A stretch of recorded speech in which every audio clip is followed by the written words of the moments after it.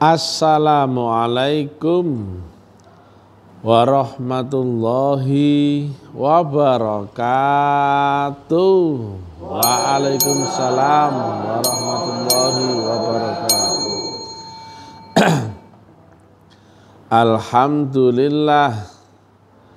Alhamdulillahi rabbil alamin.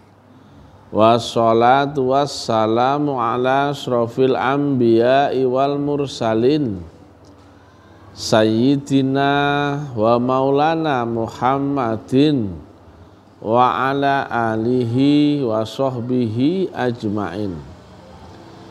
Ketemu lagi dengan Mr. TM dengan uraian-uraian ilmiah tinggi tentang metodologi, metafisika, tasawuf, eksakta ilmiah. Bertempat di Kampus Taklim Makrifat Makassar, Ablam. Judul yang kita angkat kali ini adalah Jujurlah akan agamamu. Sekarang ini lagi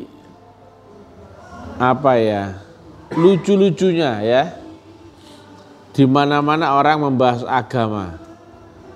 Agama adalah isu yang paling empuk, yang paling sensitif dibahas. Begitu ada orang ceramah atau orang berpendapat saja, apalagi membahas makrifat, yang lainnya pasti keluar semua ya. Nggak mau kalah ya, pengetahuannya diadu, debat, pendapat dan sebagainya. Tapi mereka ini sebetulnya masih lucu-lucunya ya. Lucu apa julu? Lucu, ya kan?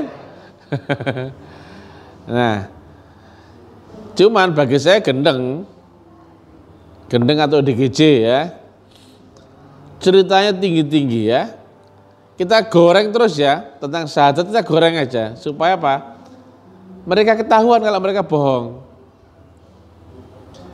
Jadi rukun syarat Islam itu berarti screening ya. Ibaratnya kau mau masuk akabri ada 5 tes, 5 rukun syarat. Pertama fisik, 2 kesehatan, 3 psikotes, 5 akademik, 4 akademik, 5 ketangkasan. Misalkan ini ya. Jika kau lewati semua tes screening ini, rukun syarat, kau masuk akabri. Jelas? Tapi kalau kau nggak lewati 5 rukun syarat screening tadi, berarti kau gagal. Dan ini berlapis-lapis ya, nggak cuma sekali kemudian dites semua, enggak ya. Jadi tes screening pertama misalkan tes fisik, tingginya berapa ya, misalkan beratnya, terus ada cacat apa enggak. Nah, kalau tes fisik yang pertama gagal, sudah enggak mungkin dipanggil untuk tes berikutnya. Jelas? Itu namanya rukun syarat. Ini aja bingung kok, syahadat itu apa? Dikira syahadat teori. Syahadat itu pengetahuan, asal ngucap. Ya. Dikiranya rukun Islam itu adalah teori pengetahuan. Hafal semua enggak orang? Hafal.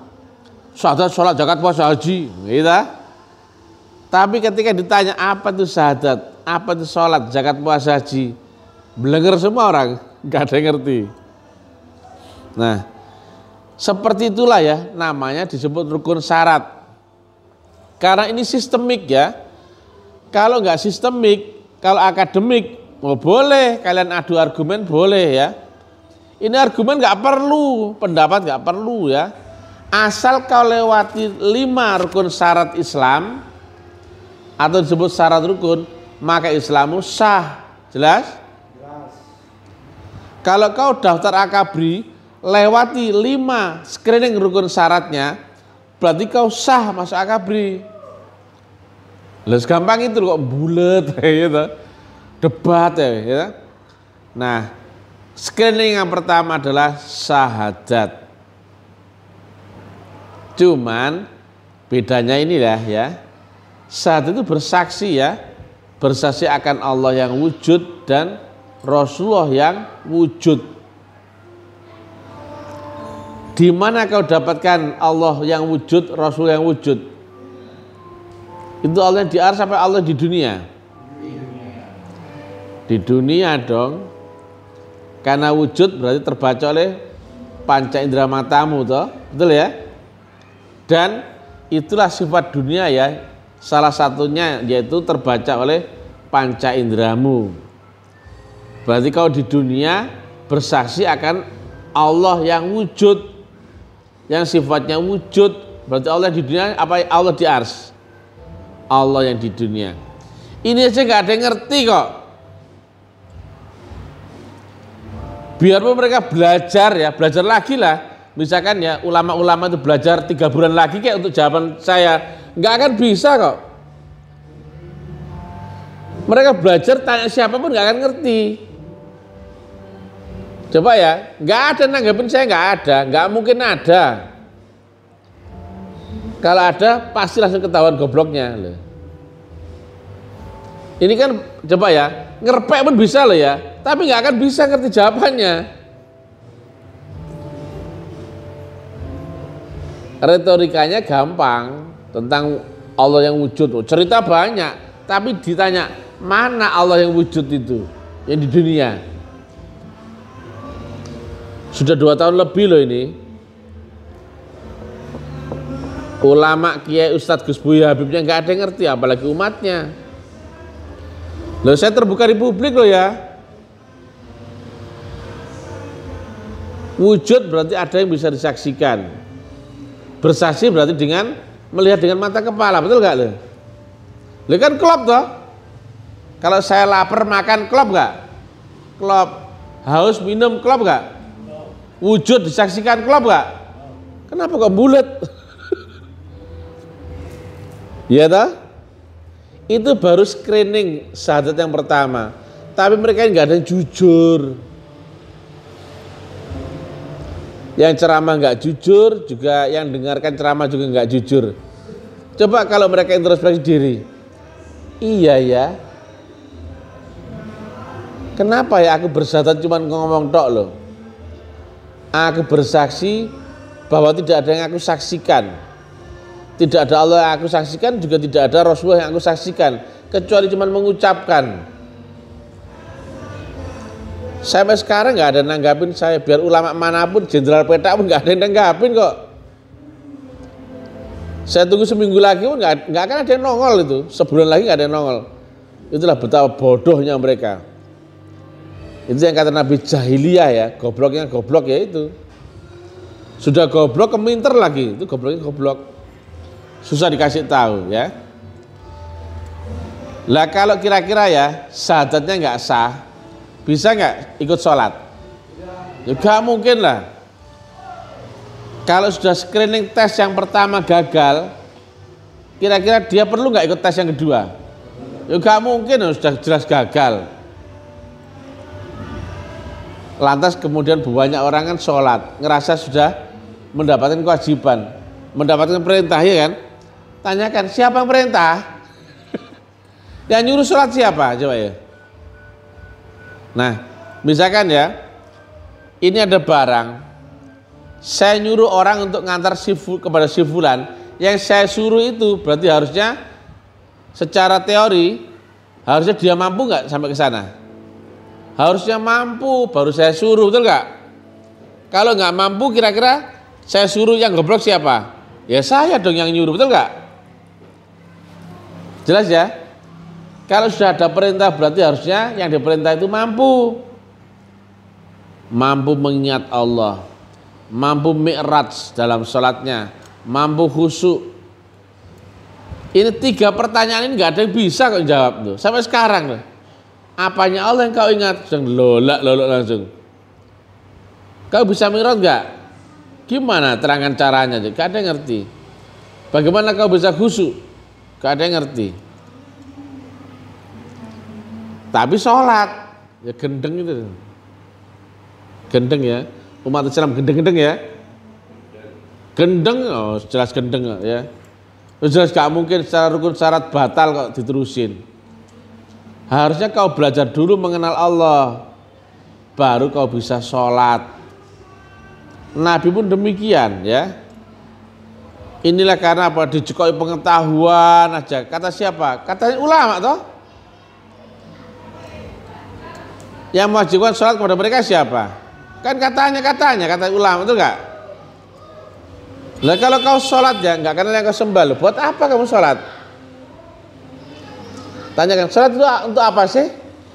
Bingung itu. Apakah kau ada kewajiban sholat di luar sana? Kan enggak. Yang wajib sholat siapa sih? Yang beriman. Lah kok iman tahu enggak?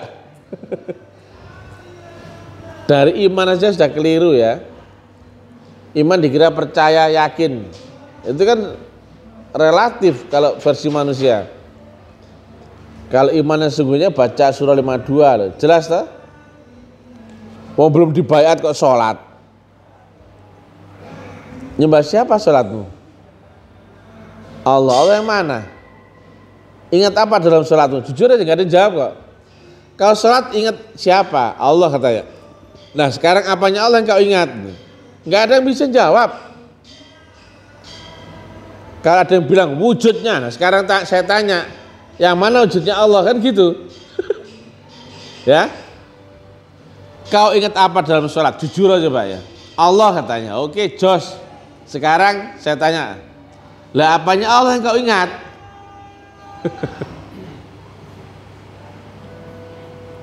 Nah, ketika ada yang bilang wujudnya, nah sekarang kan saya nanya, yang mana wujudnya Allah kan gitu? Kan paham biasa toh, betul nggak? Nah ini misalkan ya, saya sudah bersaksi, ya syahadat ya, kemudian ini nggak ada, kau sholat. Kau ingat, ya toh? Harus ingat aqimis sholati dzikri. Ingat apanya? Ingat wujudnya dong. Oh sudah saya lihat, betul nggak? Nah sekarang saya tanya, ada yang nanya, lah wujudnya lonceng tadi seperti apa? Wujudnya? Oh setengah lingkaran, warnanya stainless, ya toh? Sekepalan tangan, betul nggak lo? Jelas toh? Nah ketika ditanya, yang mana wujudnya lonceng tadi? Oh ini, jelas toh? Enak toh? Jelas ya? Ingat apa? Lonceng. Tadi ya, karena ingat ya. Lah apanya lonceng yang kau ingat? Wujudnya. Jelas tak? Seperti apa wujudnya?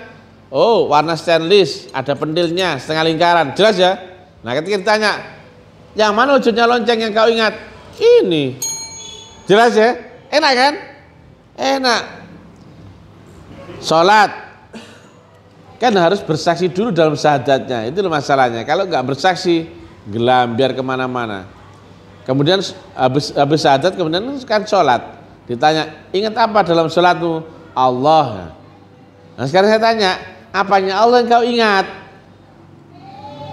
Gelambiar kemana-mana.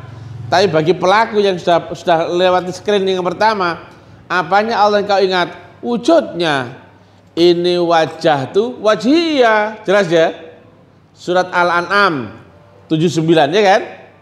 Lah jelas toh? Allah yang berwajah itu Allah di arsy apa Allah di dunia? Di dunia dong. Betul nggak? Bunyi ayatnya ini wajah tuh wajhiyah, bukan kuhadapkan wajah kepada Allah, bukan kan? Tapi kepada wajah yang menciptakan langit dan bumi, ada hubungan antara langit dan bumi. Nah, ketika ditanya, ya, apa yang kau ingat? Allah. Apanya Allah yang kau ingat? Wajah wujudnya. Jelas ya? Jelas ya? Nah, kemudian ditanya, wujudnya seperti apa? Kalau sudah ketemu kan sudah bisa cerita. Oh, manusia, kan gitu ya? Jelas ya? Nah, terus ditanya, yang mana yang Allah di dunia? Itu loh. Enak loh?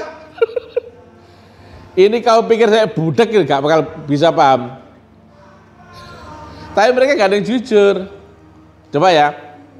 Ketika kau telah bersaksi ya, kan di sini saya bilang wujudnya Allah di dunia ini adalah seorang manusia laki-laki. Ketika kau telah syahadat, kemudian kau sholat, aqimis sholati dzikri, harus ingat, betul gak? Jelas? Lah kau ingat apanya? wajah wujudnya. Gua hadapkan wajahku pada wajah loh. Yang mana Allah yang berwajah? Jelas ya? Nah, ketika ditanya, bagaimana wajahnya Allah di dunia? Karena sudah ketemu kan cerita. Oh, wajahnya begini, begini, begini. Jelas ya? Kemudian ditanya, yang mana wajahnya Allah? Itu loh, enak loh. Ini biarpun bertahun-tahun kau pelajari gak akan ngerti. Biar kau belajar di Kairo kayak ke Mesir kayak. Tapi mereka nggak ada yang jujur dan nggak kebayang bahwasanya kau sholat itu di dunia bukan sholat dengan angan-angan loh ya, bukan dengan apa meditasi loh ya. Nah di dunia berarti memakai hukum panca indera kan, betul nggak? Tapi Allahmu ada di ujung akhirat tertinggi. Bagaimana kalau di dunia tapi nyambung dengan ars loh. Kira-kira kau bisa ingat Allah yang di ars yang laisa kamitslihi syai'un. Aku Allah tidak serupa apapun siapapun dan tidak pernah terlintas dalam bayangan makhluk. Itu yang mau kau ingat. Kira-kira akal lu bisa nggak menjangkau kubur? Membayangkan kubur bisa nggak? Gak mungkin, apalagi barzah, apalagi naik sampai ars. Kemudian kau tiba-tiba mengingat Allah katanya. Laisa kamitslihi syai'un. Ini adalah kebodohan berjamaah di mana-mana. Sampai sekarang nggak ada yang nongol. Biarpun nanti ya minggu depan ya, bulan depan ya, tahun depan nggak ada yang ngerti. Inilah yang saya sampaikan ya. Ulama, kiai, ustadz, Gus Buya Habib itu rata-rata pada sesat semua itu. Kafir itu. Karena apa? Mereka tidak kenal akan Rasulum min anfusikum. Bukan Rasul zaman lalu loh ini. Ayatnya ada gak? Ada, atau bahasa 128. Laqad ja'akum rasulum min anfusikum. Di antara kamu dan di antara kaummu sendiri. Mereka gak ketemu dan gak kebayang. Karena apa? Dianggapnya gak ada lagi Rasulullah, betul gak? Lah kalau agama gak ada Rasulullahnya jadi apa? Kau sholat kalau nggak ada Rasulullah bisa nyambung. Ngaku kau apa? Kenal matahari, tapi nggak tahu sinarnya. Kira-kira bagaimana kira-kira? Lah kira-kira kau dapat kenal matahari dari mana kalau nggak lewat sinarnya, betul nggak? Oh dari buku ternyata. Oh dari bacaan toh. Ketika ditanya mana matahari, mana sinarnya matahari, gak ada yang ngerti. Wong aku tahu dari buku. Walah ternyata agama cuma agama cerita toh. Tapi nggak ada yang jujur. Syahadat gak ngerti, kira-kira bisa nggak sholat? Nggak mungkin. Bisa nggak zakat? Apalagi puasa, haji, apalagi. Tapi mereka tiap hari sholat tuh, Pak Umar. Sholat tuh tiap hari. Tapi nggak tahu siapa yang disembah. Kalau saya bilang begitu sholat taek, loh, jelas tuh. Sholat sia-sia, sholat goblok. Harus kau kenali dulu yang kau sembah, baru kau menyembah, betul gak? Kalau kau mau kirim paket, harus kau pastikan ada alamatnya, betul gak? Lah kalau kau ya di paket itu tulisannya Mr. X, gak ada alamatnya, gak ada apa-apa, kemudian kau berangkat, goblok gak kau? Ya goblok, karena bisa gak mengantarkan ke alamat sesuai? Ya nggak mungkin. Ya nggak mungkin kau teruskan, kenapa? Kau sholat tunggang-tungging sehari semalam 5 kali seumur hidupmu. Coba sebulan berapa kali itu? Setahun berapa kali itu? Amal sia-sia dan goblok ya. Dan sudah di warning sama Allah di surat Al-Ma'un. Sudah diingatkan. Kalau diingatkan berarti apa? Ada peluang terjadi, betul nggak? Jangan pakai motor ini ya, soalnya ini bensinnya mau habis. Ya, berarti kau harus warning, betul nggak? Jangan pakai motor ini ya, ini rantainya kendor, nanti kau bisa celaka di jalan, betul nggak? Hati-hati ya kalau sholat ya, kalau kau lalai dalam sholatmu, kau sholat hanya dapat neraka well. Warning nggak itu? Warning. Tapi semuanya enjoy saja, nggak tahu mana yang warning, mana yang enggak, mana sholat, mana yang enggak. Goblok-goblok gitu ya. Jadi duluan mana harusnya? Mengenal Allah atau sholat dulu? Ya mengenal Allah dulu. Dan Nabi seperti itu enggak? Nabi kenal Allah dulu atau sholat dulu? Ya kenal Allah dulu dong. Yang nyuruh sholat siapa? Enggak ada yang nyuruh. Ayo siapa yang nyuruh ayo? Pasti bapak emakmu, ya enggak lo? Dulu betul enggak? Ayo. Dan kau dicekoi di masjid-masjid, ya enggak lo? Ya enggak ini? Ya. Oh manusia-manusia bodoh-bodoh itu ya. Nggak usah sholat, kayak apa sholat kalau belum kenal, ya Pak Mar ya. Tapi kalau sudah kenal, wajib sholat. Jangan ninggalkan sholat ya. Bahkan jangan pernah putus di dalam sholatmu.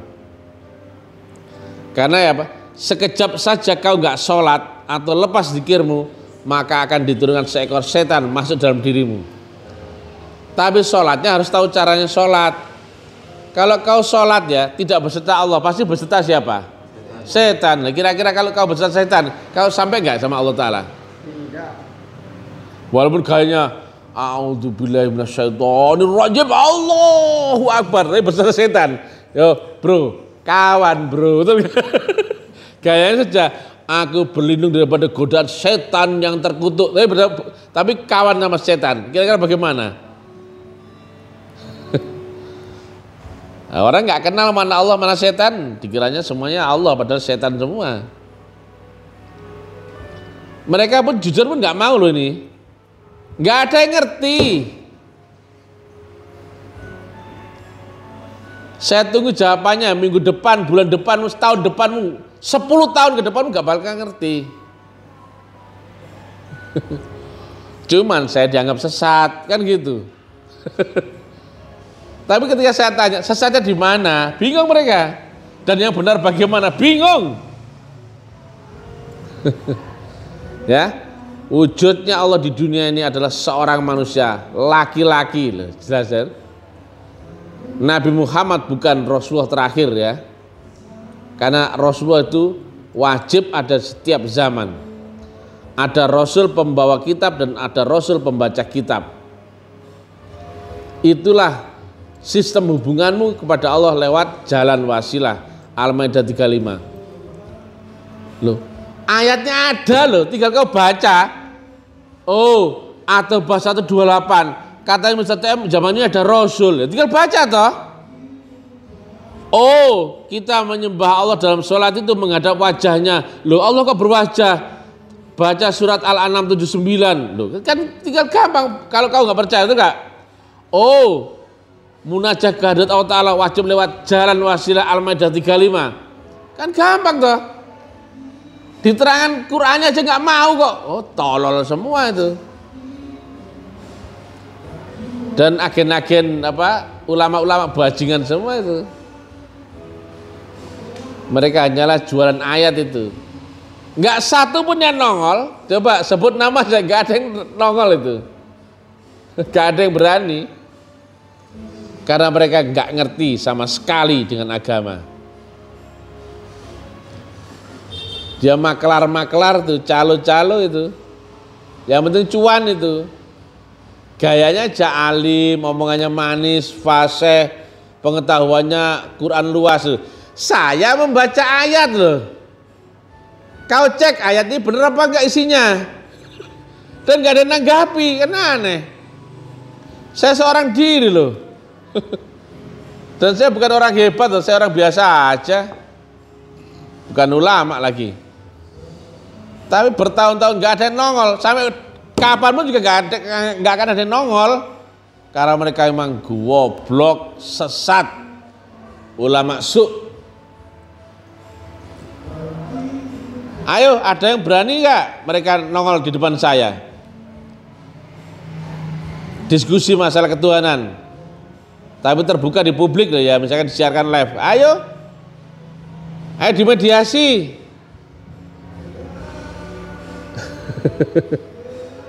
Saya dulu pernah disidang ya sama Majelis Ulama Internal, singkatannya MUI. Kan bukan MUI Indonesia loh ya Pak Medi, Majelis Ulama Internal. Mereka ini gerah kalimat saya. Makrifat Hindu lebih tinggi daripada syariat Islam. Mereka bingung, protes sama saya. Loh, berarti kamu nggak tahu makrifat, kamu nggak tahu syariat. Bedanya apa kau tahu? Gak ngerti dia. Makanya saya terangkan pakai papan tulis. Saya terangkan secara ilmiah ya. Mereka tanya, loh, agama kok diilmiahkan? Terus aku bisa kudu piye? Nabi bilang al-aslam ilmiun wa amalin. Saya terangkan dengan papan tulis biar clear kan? Runutnya, analisanya, dalilnya semuanya jelas. Kata mereka, loh, agama kok diilmiahkan? Saya balas, loh, emangnya agama gak ilmiah? Lah kalau agama gak ilmiah ya, silakan ya jadi penghayal-penghayal tangguh, betul gak? Akhirnya penceramah menjadi lomba mengarang bebas, betul gak? Lah kalau gak ilmiah kan gak ada pertanggungjawaban sama sekali. Kapan itu dibuktikan? Oh nanti. Surga neraka kapan? Oh nanti. Aduh, ya itulah akhirnya ya. Ilmiah itu mempertanggungjawabkannya itu tuntas ya, lunas ya, secara akal, nalar, dalil, kemudian existing zaman, hukum sunatullah alam semesta, dan juga ilmu pengetahuan, ilmu pasti eksak, dan juga seluruh sudut pandang. Nggak bisa kau bantah. Saya menjelaskan dengan nalar akal, juga dalil. Nggak satu pun yang membantah nih.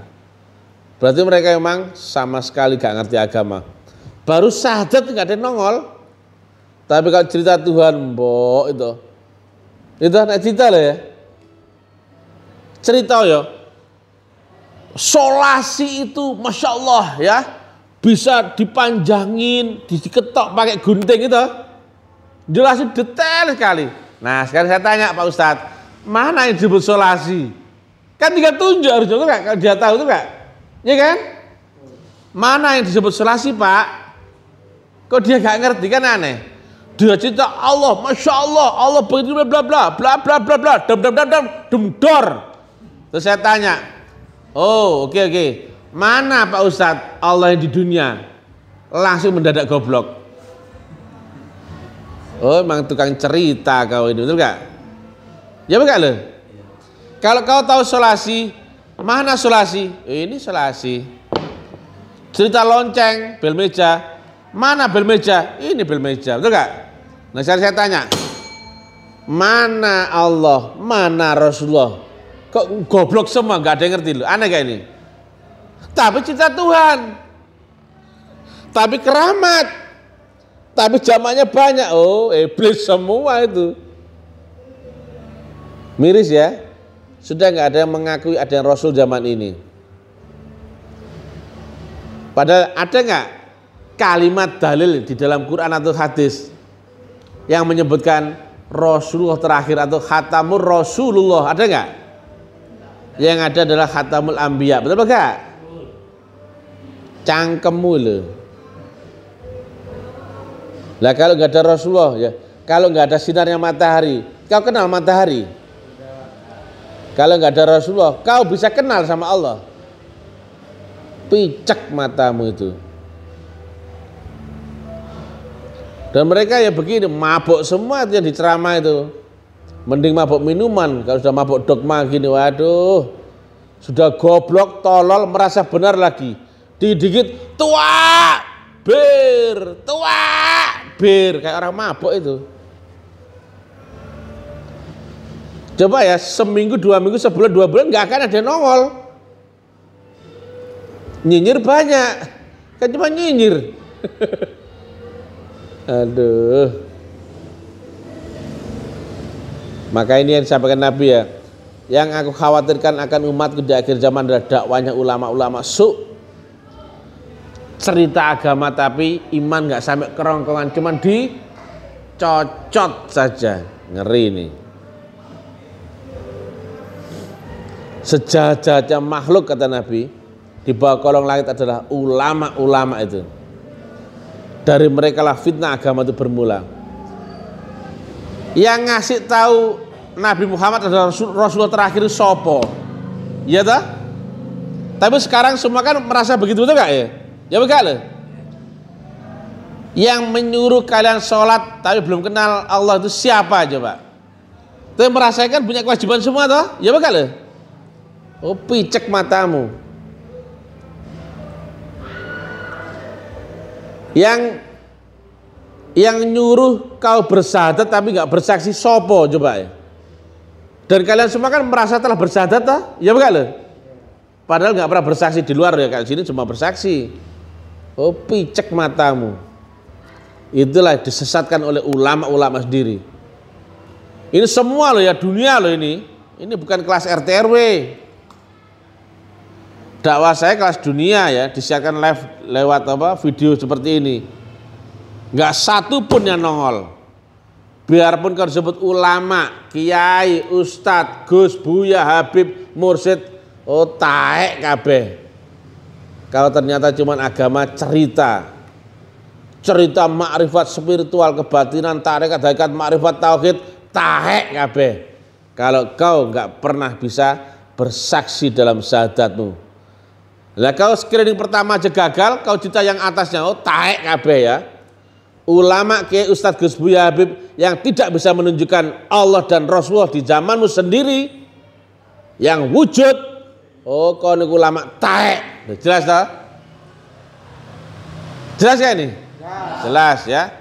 Mudah-mudahan video saya direspon ya. Itu syahadat rukun syarat Islam yang pertama loh ya. Itu belum sholat loh ini.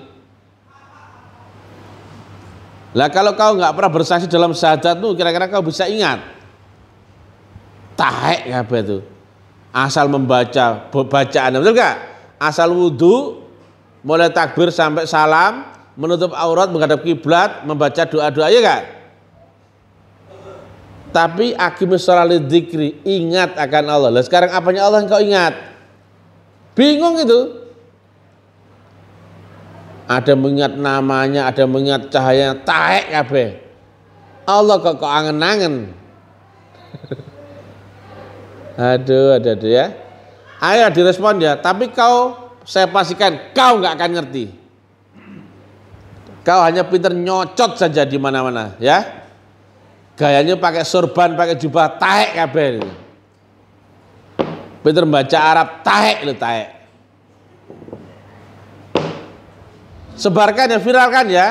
Anggap aja misalnya saya mengajarkan aliran sesat, sebarkan ya. Sebarkan ya. Biar dilihat polisi, dilihat MUI, Jatman, ulama-ulama biar bisa mengadili peserta ini ya. Saya bilang mereka ini sesat kabeh, kafir kabeh. Nah, saya dasarnya adalah dari pijakan rukun Islammu yang pertama dan yang kedua. Itu dulu aja lah. Kau terangkan yang mana wujudnya Allah dan yang mana Rasulullah di zamanmu sendiri. Dan bagaimana caramu mengingat Allah? Apanya Allah yang kau ingat? Assalamualaikum warahmatullahi wabarakatuh. Waalaikumsalam warahmatullahi wabarakatuh.